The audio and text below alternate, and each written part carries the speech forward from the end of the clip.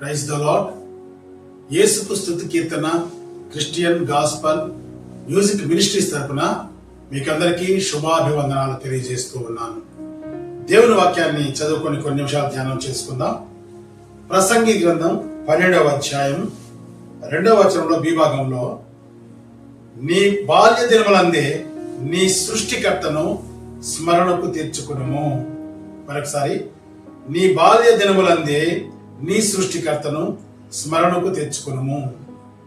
ఇక్కడ ప్రసంగి గ్రంథాన్ని కూడా జ్ఞాని అయిన సొలొమోను రాజు రాశాడు. ఆయన ఇక్కడ చక్కగా ఒక మాట రాస్తున్నాడు. నీ బాల్య దినములందే నీ సృష్టికర్తను నువ్వు స్మరణకు అనగా జ్ఞాపకానికి తెచ్చుకోమంటున్నాడు. ఇంతకుముందు చెప్పినట్టుగా బాలుడు నడవలసిన త్రోవను నేర్పుము అన్నట్టుగానే ఇది కూడా ప్రతి దినము కూడా మనం నిద్ర లేవగానే మన బిడ్డలకు ప్రార్థన అనుభవాన్ని నేర్పియాలి. మన సృష్టికర్తను వారు జ్ఞాపకం చేసుకుని ప్రార్థించే విధానాన్ని నేర్పియాలి అని ఆయన చెప్తున్నాడు. చూడండి, బైబిల్ గ్రంథంలో దీనికి ఒక చక్కని ఉదాహరణ ఉంది. షిలోహు అనే ఒక మందిరంలో ఏలీ ప్రవక్తగా ఉన్నాడు. ఏలీ కుమారులు హోఫ్ని, ఫినెహాసు అని ఇద్దరు కుమారులు యాజకత్వం చేస్తున్నారు. అయితే వారి సన్నిధిలో హన్నా అనే ఒక స్త్రీ తనకు పుట్టిన ఏకైక పుత్రుడైన సమూయేలును దేవునికి సమర్పించింది.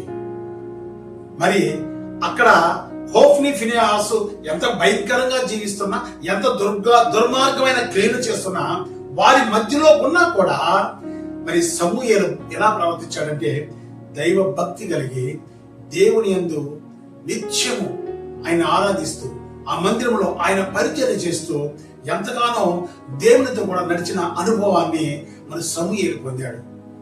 హోఫ్ని, ఫినెహాసు అయితే దుర్మార్గమైన మరణం పొందారేమో కానీ సమూయేలు ఇశ్రాయేలు ప్రజల్లో మరి యాజకుడుగా, న్యాయాధిపతిగా, మరి ఆయన ప్రవక్తగా మరి 3 పదవులు చేశాడు.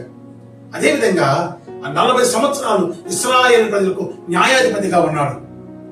సౌలును రాజుగా ప్రతిష్ఠించింది సమూయేలే. దావీదును మరి ప్రతిష్ఠించింది కూడా సమూయేలే. ప్రియమైన వాళ్ళారా, బాల్యము నుండే సమూయేలు దేవుని మార్గాన్ని విడిచిపెట్టలేదు. బాల్యము నుండి దేవుని మందిరాన్ని విడిచిపెట్టలేదు. బాల్యము నుండి దేవుని యొక్క మందిర పరిచర్యలో నిత్యము ఉన్నాడు. అక్కడ అతనికి వ్యతిరేకంగా ఎంతమంది ఉన్నా వారి మాటను లెక్క చేయక దేవుని యందే ఆయన దృష్టి ఉంచాడు. కాబట్టి దేవుడు ఆయన ఎంతో ఉన్నతమైన స్థాయిలో దేవుడు ఆయన నిలబెట్టాడు. మనం కూడా మన బిడ్డలకు బాల్యమందే దేవుని స్మరించడం, దేవుని జ్ఞాపకం చేసుకోవడం, దేవుని ప్రార్థించడం అలవాటు చేయాలి. దేవుని మందిరంలో పరిచర్య అలవాటు చేయాలి. ఇవి చేస్తే మన బిడ్డలు కూడా రేపు తరాలకు మంచి బంగారు బిడ్డలుగా, అనేకులకు మార్గాన్ని చూపించే బిడ్డలుగా మరి వారు ఎదుగుతారు. అట్టి కృప మన బిడ్డలకు దేవుడు దయచేయనుగాక. ఆమేన్. ప్రార్థన చేసుకుందాం.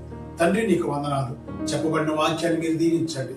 బాల్యమునందే సృష్టికర్తను మేము స్మరించుకోవడానికి కావలసిన కృపను ఆ ఉదయమున లేచి నీ సన్నిధిని వెతికే భాగ్యము మా బిడ్డలకు నేర్పించడానికి ప్రభువా మాకు మీరు జ్ఞానం నాటి ప్రవర్తన మాకు నేర్పించమని, విన్న వాక్యాన్ని దీవించమని యేసు నామములో ప్రార్థించి వేడుకొనుచున్నాము తండ్రి.